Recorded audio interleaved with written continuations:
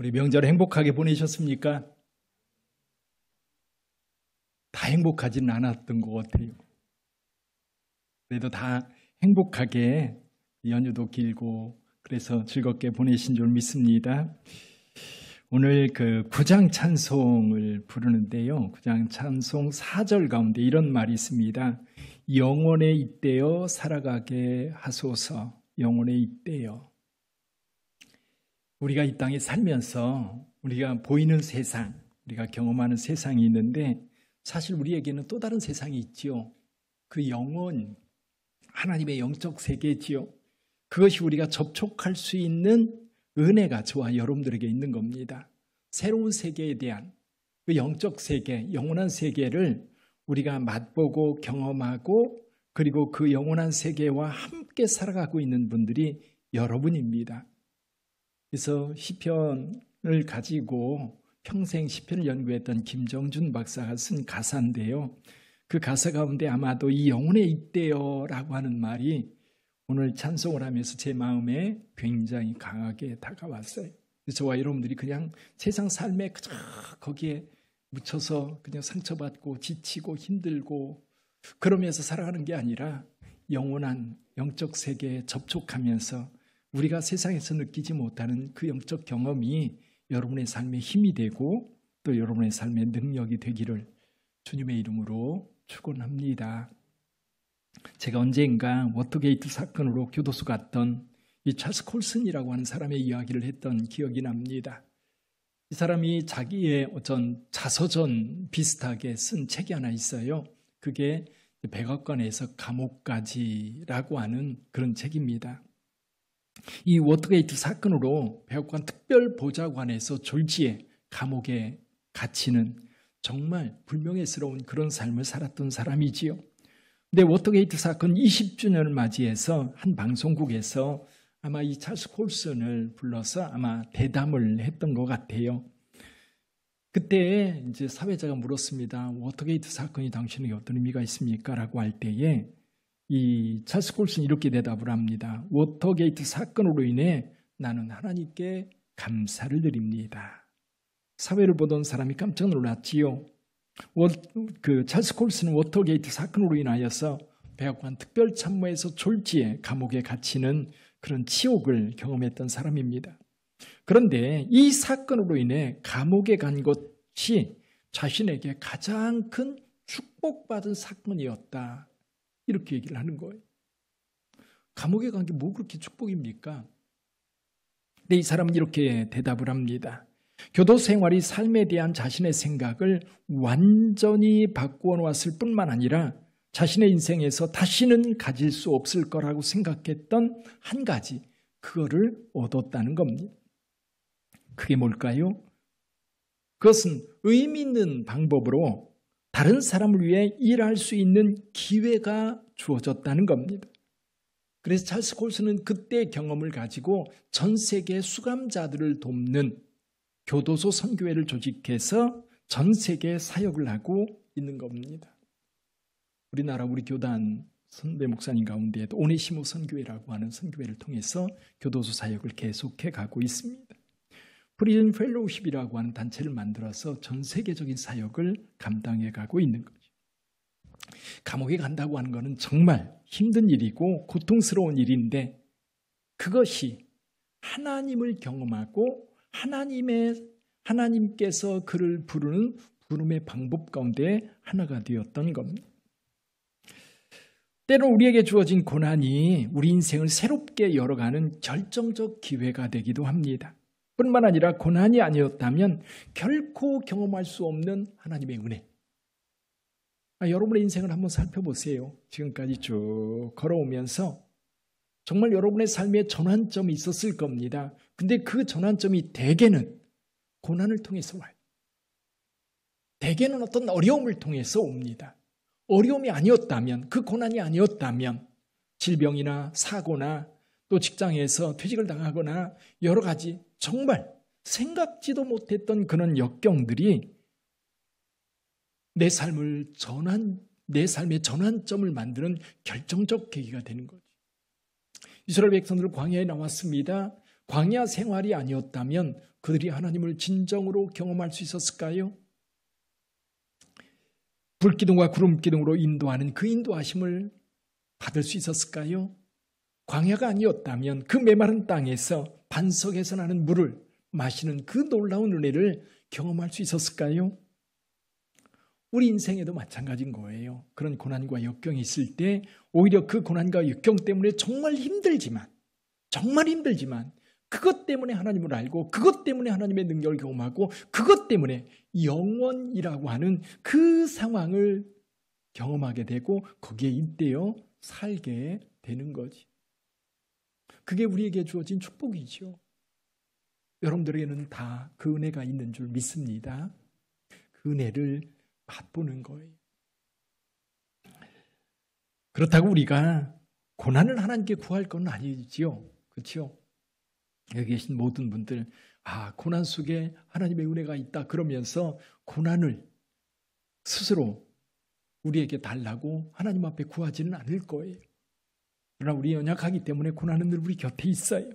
우리가 연약할 때, 우리가 무능함을 경험할 때, 우리의 지식의 한계를 절감할 때에 우리의 능력의 한계를 정말 뼈저리게 느낄 때, 그때 하나님의 은혜는 강하고 힘있게 우리의 삶 속에 다가옵니다. 여기 나병 환자들을 생각해 보세요. 이 나병 환자들 정말 이 땅에 살면서 정말 고통스러운 삶을 살아가고 있습니다. 나병 환자들은 제사장으로부터 나병으로 진단을 받았을 경우에 어떻게 행동해야 되는지 레위기 13장 45, 46절에 이렇게 나와 있습니다. 나병 환자는 옷을 찢고 머리를 풀며 웃입술을 가리고 외치기를 부정하다 부정하다 할 것이며 병 있는 날 동안은 늘 부정할 것이라. 자, 그가 부정한 즉 혼자 살되 진영 밖에서 살지니라. 나병은 하나님이 주신 병으로 이스라엘 사람들은 생각했어요. 본인은 아니라 부정할지 모르지만 사람들은 그렇게 생각했습니다. 예를 들면 이 모세의 누인 미리암이나 또 우시아 왕 같은 경우 분명히 하나님께서 그들에게 나병을 주셨거든요.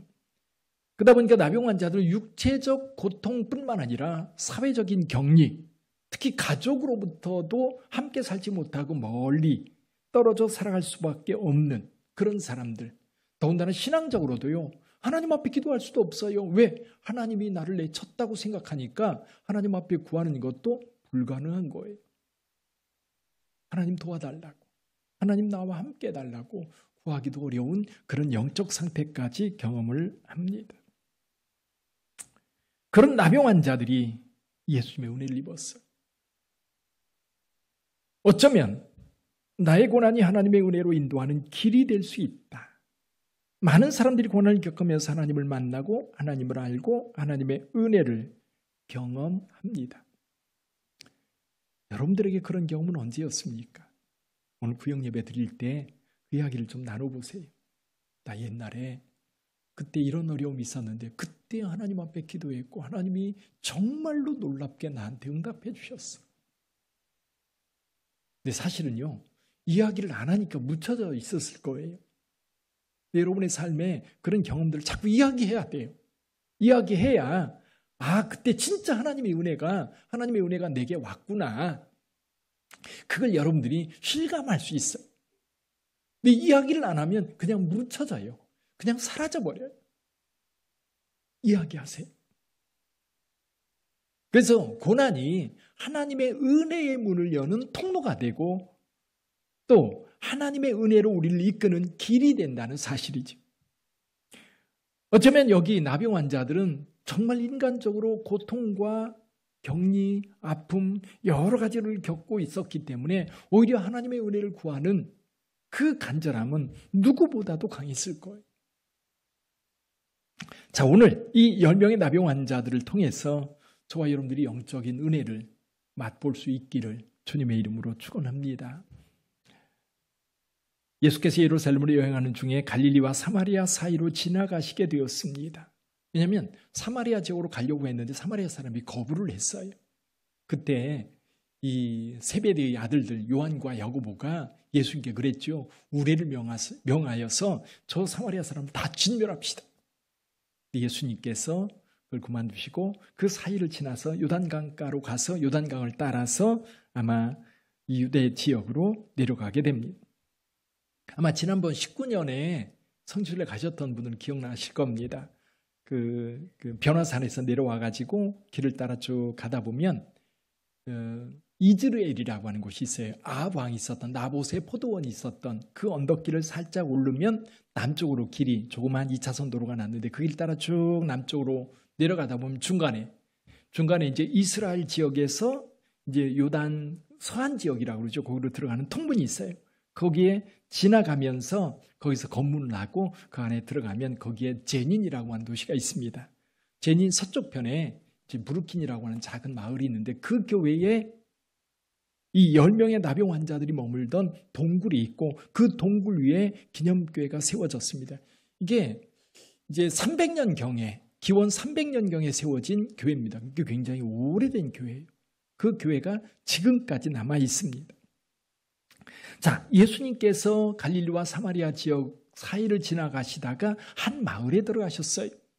그 마을에 들어갔는데 멀리서 나병 환자 10명이 예수님 앞에 소리를 지릅니다. 예수 선생이여 우리를 불쌍히 여기소서. 그때 예수님께서 말씀하셔요. 너희 몸을 제사장들에게 가서 보여라. 근데 가는 중에 그들이 나음을 입었는데 그들 중에 한 사람이 기뻐 하나님께 영광을 돌리면서 예수님께 와서 감사했다. 그 내용이 오늘 본문의 말씀의 내용입니다. 그러면 이 말씀을 통해서 첫 번째로 우리가 생각해야 될 것이 있어요. 그게 뭐냐면 이런 겁니다. 나병 환자들이 멀리서 예수님을 만나 소리를 쳤다 그랬어요. 여기 만났다라는 말이 있습니다. 자, 만나는 것이 사실 가까이에서 마주돼야 되는데 지금 이 나병 환자들과 예수님 사이에는 거리가 상당히 떨어져 있어요. 그럼에도 불구하고 만났다라는 말을 쓰고 있어요.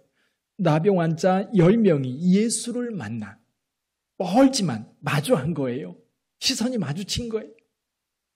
저쪽에 10명이 있고 이쪽에 예수님과 무리들이 같이 있습니다. 근데 10명의 나병 환자들이 예수께 가까이 올 수 없으니까 멀리서 소리만 치는 겁니다. 근데 여기서 한 가지 궁금한 게 있어요. 이 사람들이 왜 예수님을 향해서 소리쳤을까요? 예수 선생이요. 제자들은 가끔 예수님을 선생님이라고 불렀어요. 그런데 일반 무리들이 예수님을 선생님이라고 부른 적이 없어요. 이 사람들만 그렇게 불러요. 예수 선생이요. 우리를 불쌍히 여기소서. 왜 불렀지요? 왜 불렀습니까? 그런 이유는 이런 걸 거예요. 예수 선생님이 우리 문제를 좀 어떻게 좀 해결해 줄 거라고 하는 뭐가 있어요? 믿음이 있는 거예요. 믿음이 있는 거예요. 믿음이 있으니까 부르는 거예요. 여러분 누가 기도합니까? 믿음 있는 사람들이 기도하는 거예요. 여러분이 어떤 문제가 있어요. 심각한 문제가 있어요. 심각한 문제가 있을 때 기도합니다.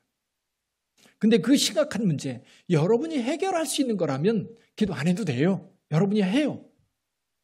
해결할 수 있는데 왜 예수님 앞에 기도합니까? 기도 안 해도 돼요. 그런 거는 그냥 여러분들이 알아서 하면 돼요. 능력도 있고 지혜도 있고 경험도 있으니까 하세요. 근데 우리 힘으로 안 되는 게 의외로 많아요. 우리 힘으로 안 되는 게 진짜 많아요.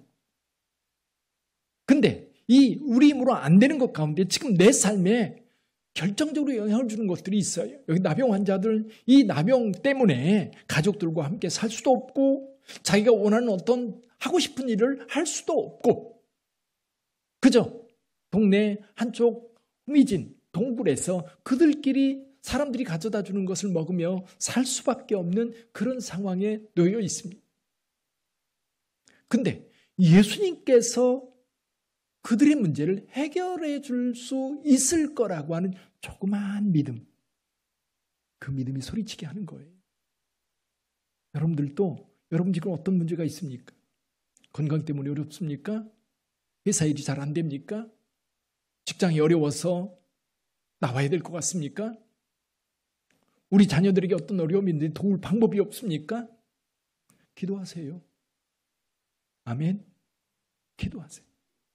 하나님이 도와줄 걸 믿고 기도하세요. 그러니까 이때 그런 어려움이 있음에도 불구하고 기도하지 않는 분들이 있어요. 왜 안 할까요? 믿음이 없으니까 안 하는 거예요. 예수님께서 해결해 줄 거라고, 하나님께서 해결해 줄 거라고 하는 확신이 있으면 왜 안 합니까? 안 하는 이유는 믿음이 없기 때문에 안 하는 거예요. 이 10명의 나병 환자들은 그래도 예수님께서 해결해 줄 거라고 확신이 있으니까 부르짖는 겁니다. 예수 선생님이여, 우리를 불쌍히 여기소서. 우리를 불쌍히 여기소서. 무엇이 예수님의 이름을 부르게 했어요? 믿음이에요. 여러분에게 그 믿음이 있기를 주님의 이름으로 축원합니다. 그 믿음이 있어야 돼요. 그래야 구해요. 그래야 여러분 하나님 앞에 구합니다. 복 주실 것을 믿을 때 기도로 하나님 앞에 나갈 거예요. 건강 주실 것을 믿을 때 주님 앞에 기도할 거예요. 우리 자녀의 길을 열어주실 거라고 믿을 때 하나님 앞에 자녀를 위해서 기도할 거예요. 우리 가정을 지켜줄 거라고 하나님 앞에 하나님께 기도할 수 있는 것은 지켜줄 거라고 믿기 때문에 기도하는 거예요. 믿음으로 구하시기를 주님의 이름으로 축원합니다. 기도로 하나님 앞에 나가세요. 근데 오늘 본문의 말씀을 가만히 보니까요, 분명히 10명의 나병 환자들이 예수님 앞에 믿음으로 구해서 예수님 우리를 불쌍히 여겨주세요. 근데 예수님께서 한마디 하십니다. 뭐라고 말씀하셔요? 가서 제사장들에게 너희 몸을 보이라. 제사장들에게 너희 몸을 보이라. 예수께서 왜 제사장들에게 가라고 말씀하셨을까요? 여러분, 나았다고 하는 진단을 누구로부터 받아야 돼요? 제사장으로부터 받아야 돼요. 내가 나병이 걸렸다라고 하는 진단도 제사장을 통해서 받는 거고요. 내가 다 나았어요. 어떻게 검증받을 수 있어요? 그냥 혼자 나 다 나았어 그렇게 가지고 될 일이 아니라 제사장 앞에 가서 제사장으로 하여금 당신 다 나았습니다라고 확진을 받아야 돼요. 그러면 이제 공개적으로 나는 나병 환자가 아닙니다 라고 하면서 사람들에게 가까이 다가가서 같이 공동체 생활을 할 수 있는 겁니다. 그럼 예수님께서 제사장들에게 가서 보이라 라고 말할 때에 여러분, 이 나병 환자들은 그 얘기를 어떻게 들었을까요? 가면 나았을까? 가는 중에 나을까? 아마 많은 생각을 했을 겁니다. 근데 많은 생각을 하는데 이 제사장들에게 가는 동안에 이 사람들이 고침을 받거든요. 아마 이런 마음으로 갔을 것 같아요. 우리가 아직도 여전히 나병인데 여전히 지금 이렇게 병의 어떤 모습들을 그대로 가지고 있는데 가면 제사장들이 당신들 나병 아니야 라고 진단해 줄까? 근데 어떤 건지는 잘 모르지만 이 사람들은 예수님의 말씀을 따라갑니다. 근데 말씀을 묵상하다 보니까 이런 생각이 들더라고요. 제사장이 어디 있었을까? 제사장이 있는 곳이 어디죠? 어디예요? 성전이에요. 성전. 성전이 어디 있어요? 예루살렘에 있어요. 예루살렘에. 물론 갈릴리 지역에도 제사장들이 있는 게 아니라 거기는 레위인들이 살면서 같이 말씀 가르치고 아마 그런 삶을 살았을 거예요. 제사장들은 어디에 살아요? 예루살렘 성전에서 일하는 사람들이기 때문에 예루살렘 성전을 중심으로 제사장 마을이 있어요. 예를 들면 그 세례 요한이 되어났던 그 동네 또는 예레미야가 살았던 지역, 그런 지역이 제사장 마을이라고 그래요. 그럼 이 사람들이 정기적으로 이제 당번을 따라서 예루살렘에 올라가서 성전에서 섬기거든요. 그러니까 예루살렘에 가야만 누구를 만날 수 있어요? 제사장을 만날 수 있는. 이 사람들은 어디로 가요? 제사장 만나러 가는 거예요. 먼 길이지만 갑니다. 근데 여기서 한 가지 중요한 게 뭡니까? 중요한 게 뭐예요? 예수께서 말씀하셨기 때문에 말씀을 따라 순종했다는 거예요. 믿음만 가지고는 조금 부족한 것 같아요. 그렇죠? 믿음만 가지고는 조금 부족해요. 근데 믿음이 있기 때문에 예수께서 제사장들에게 가서 보여라 라고 할 때 그들은 순종했습니다. 순종할 때 역사가 나타나는 거예요. 순종하지 않으면 아무 일도 일어나지 않아요. 여러분, 아람의 나만 장군 엘리사에게 왔습니다. 엘리사가 문도 열어주지 않고 뭐라고 얘기해요? 요단강물에 가서 7번 목욕해라. 그러면 나을 거다. 근데 나아만이 화를 내죠. 나에게 와서 어떻게 할 것이라고, 어떻게 하라고, 어떻게 해줄 거라고 기대했는데, 아니, 요단강에서 목욕하라고? 우리 동네는 그런 강이 없어서 목욕 못해서 이렇게 나병 환자가 됐느냐? 화가 나가지고 그냥 가려고 하는데, 지혜로운 부하들이 뭐라고 얘기해요? 엘리사가 더 큰 것이라도 하라고 했으면 할 거 아닙니까? 그러니 가봅시다. 가서 해봅시다. 이게 믿음이에요. 그리고 순종이에요. 간 거예요. 가서 7번 목욕하니까 어떻게 됐어요? 이 살이 나병 환자의 살이 아니라 어린아이 살같이 깨끗하게 회복되었어. 여기 10명의 나병 환자들에게도 예수님께서 그렇게 선언하지 않아요. 내 병이 나았다. 내가 구원을 받았다. 다른 환자들이 와서 구할 때는 그렇게 고쳐주셨거든요. 삭개오를 고칠 때 어떻게 고쳤습니까? 12해 동안 열증 앓던 여인은 어떻게 고쳐주셨습니까? 손 댔어요. 대자마자 고침받았어요.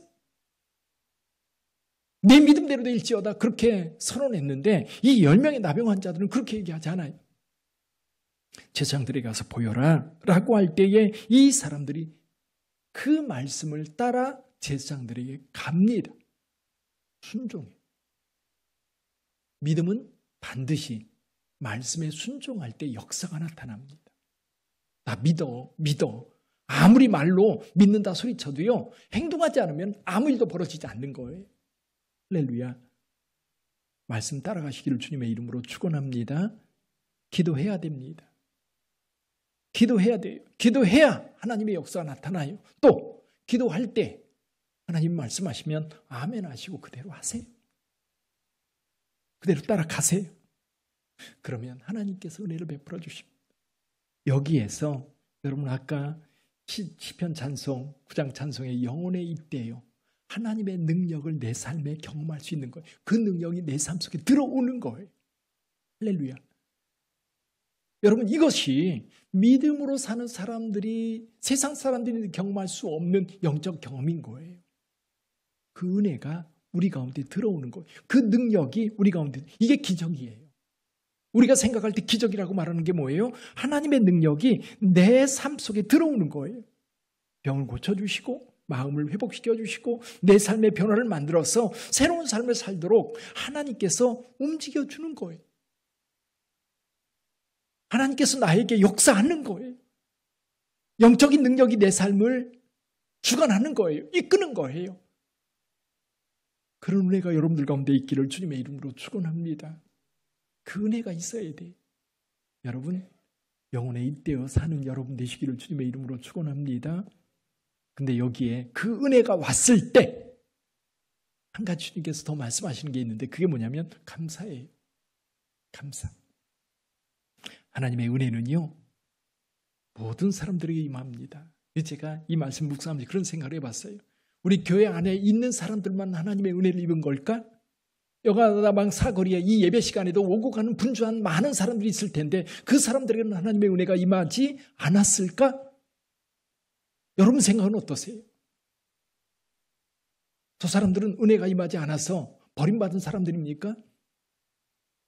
아니에요. 하나님의 은혜는 어쩌면 저와 여러분들에게 그리고 세상 사람들에게 동일하게 임했을 거예요. 예수님께서 그런 말씀하시 성경에 보면 이런 얘기가 있어요. 햇빛이 선한 자나 악한 자에게 동일하게 비춰주고 비가 와도 여러분 선한 자나 악한 자에게 동일하게 내려주셔요. 근데 이것을 하나님의 은혜로 알고 감사하는 사람이 있는 반면 아무 생각 없이 살아가는 사람들이 있어요. 여러분 하나님의 은혜가 여러분들에게 임했을 때에 감사로 반응하시기를 주님의 이름으로 축원합니다. 인간의 능력이라고 하는 거는요, 물론 인간과 인간 사이에는 차별을 만들어낼 수 있어요. 어떤 사람은 능력이 많아서 돈 많이 벌어요. 어떤 사람은 능력이 많아서 탁월한 신체적 능력을 가지고 스포츠 스타가 되어서 정말 개인 비행기 타고 다닐 정도로 어마어마한 부자로 살아가는 사람들이 있어요. 분명 그 사람들이 가지고 있는 개인적인 탁월한 능력 때문에 다른 사람보다 더 잘 살아요. 더 행복하게 사는 것처럼 보여요. 근데 그 사람들에게는 하나님의 은혜가 아니라 그 사람의 능력으로만 살아갑니까? 아니에요. 여전히 내 심장이 뛰는 거는 하나님의 은혜가 아니면 설명할 수 없어요. 전 배가 좀 약한 편이거든요. 가끔 하나님 앞에 일어나면서 감사해요. 기침이 날 때 있어요. 근데 배에서 여전히 산소를 흡수하고 이산화탄소를 배출하면서 나의 생존을 유지하도록 돕고 있어요. 활동하고 있어요. 그것만입니까? 내가 우리 가족들이라든지 우리 주변의 상황들도 하나님이 주신 은혜들이거든요. 근데 그런 은혜가 있을 때에 감사하는 여러분 되시기를 바라요. 근데 좀 더 한 걸음 더 나가서 세상 사람들은 기도 안 할까요? 세상 사람들 기도해요. 어려움에 빠지면 누구한테 기도해요? 누군지도 모르고 기도해요. 그놈 좀 도와달라고 기도해요. 엄마 나 좀 도와주세요. 엄마한테 전화했더니 엄마는 뭐라고 얘기해요? 엄마가 도와줄 수 있어요? 근데 어려우면 힘들면 갑자기 엄마 이름 부르거든요. 엄마 찾거든요. 엄마가 도와줄 수 있어요? 근데 뭐가 뭔지도 모르고 기도해요. 가만히 보니까 세상 사람은 기도 안 하는 게 아니더라고요. 그리고 응답도 받아요. 구한 것 이루어지기도 해요. 그리고 나서 없어요. 감사가 없어요. 누군지 모르니까. 누가 도와주는지도 모르니까 감사의 대상도 없는 거예요. 여기 분명히 예수님께 외쳤어요. 예수 선생님이요. 불쌍히 여기소서. 예수께서 응답해 주셨어요. 제사장들에게 가라. 근데 그들이 가는 동안 고침받았을 때 너무너무 충격을 받았는데 그 중에 한 사람만 예수님께 돌아와서 예수님 감사합니다 얘기했어요. 여러분들에게는 은혜가 충분했고 그리고 그 은혜에 반응한 사람들이 여러분이에요. 감사해서 오늘 여기 온 거예요. 감사해서 여기 와서 하나님 앞에 감사합니다. 예배 드리는 거예요. 다른 사람들은 요즘 놀러 다니기 얼마나 좋아요. 근데 거기 안 가고 여기 오셨잖아요. 왜요? 감사해서. 감사해서. 제가 조금 전에 찬양을 하는데 울컥한 거예요. 영혼에 있대요 살아가게 하소서. 그러니까 우리가 영혼이라고 하는 곳에 도저히 가까이 갈 수 없는 그런 죄인들인데 주님께서 우리 가운데 오셨고 우리로 하여금 그 영혼에 있대요 살아가도록 우리에게 은혜를 베푸신 거예요. 세상이 알지 못하는 거예요. 예수님께서 우리에게 많은 이야기를 하셨어요. 제자들에게 그런 이야기할 때 세상은 알지 못한다. 세상은 알지 못한다라고 이야기하시면서 제자들에게 하나님의 아들 예수 그리스도를 통해서 주시는 그 하나님의 은혜를 제자들은 알게 되었고 깨닫게 되었고 그 은혜를 따라 목숨 걸고 살았던 거예요. 여러분 그 영혼에 잇대어 살아가는 여러분 되시기를 바라요. 하나님의 능력이 여러분의 삶 속에 들어와서 여러분의 삶에 작용하기를 바라요. 여러분들의 마음을 어루만져 주시고 여러분이 병들었을 때 고쳐주시고 여러분의 어떤 절박한 문제에 직면했을 때 하나님 도와주세요. 이 문제가 눈독듯이 싹 사라져버리는 경험을 여러분들 하세요. 하나님의 능력, 하나님의 그 살아계심이 여러분의 삶 속에 들어오도록 하는 것 두 가지 방법이 있다고 말씀하셨어요. 하나는 어려움이 있을 때 믿음으로 주님 앞에 나가는 거예요. 주께서 말씀할 때 순종하는 거예요.